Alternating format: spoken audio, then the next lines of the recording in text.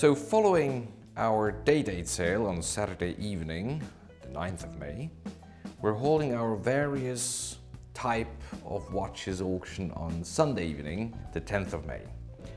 And that auction goes exactly by the same parameters.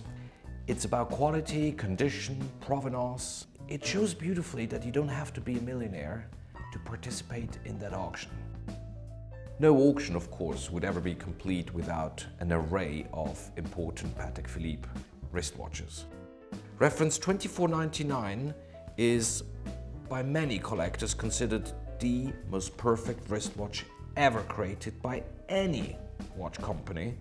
It stood for 35 years as the flagship model by Patek Philippe. It boasts a perpetual calendar and chronograph. It's a 13-line manual movement. Most of them were cased in yellow gold.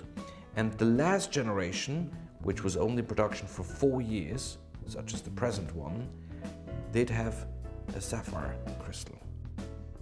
And Omega is one of the most fascinating brands.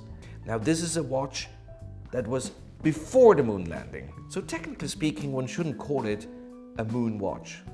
This reference here is not quite identical to the later Speedmaster. Notably, it has here more straight lugs and doesn't have that sort of faceted twist that later examples have. It also has different types of hands. This model here is still featuring the leaf-shaped hands.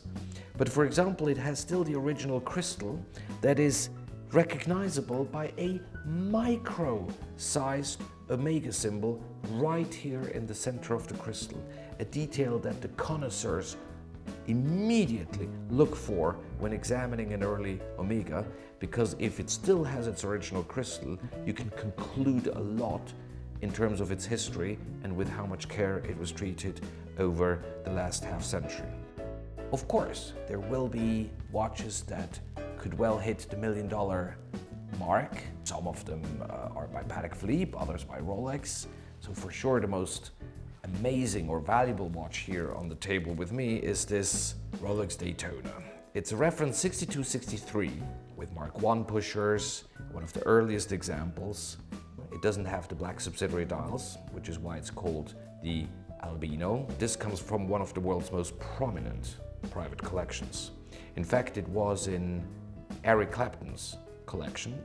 It's also prominently published in the Rolex Daytona Bible, the big tome published by Pucci Papaleo.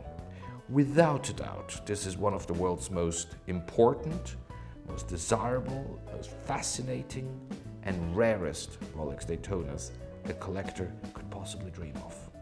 We go by quality, and it doesn't really matter if it's an Omega, a Rolex, a Vacheron Constantin, a Patek Philippe, Zenith, Jaeger LeCoultre, the list of names is long.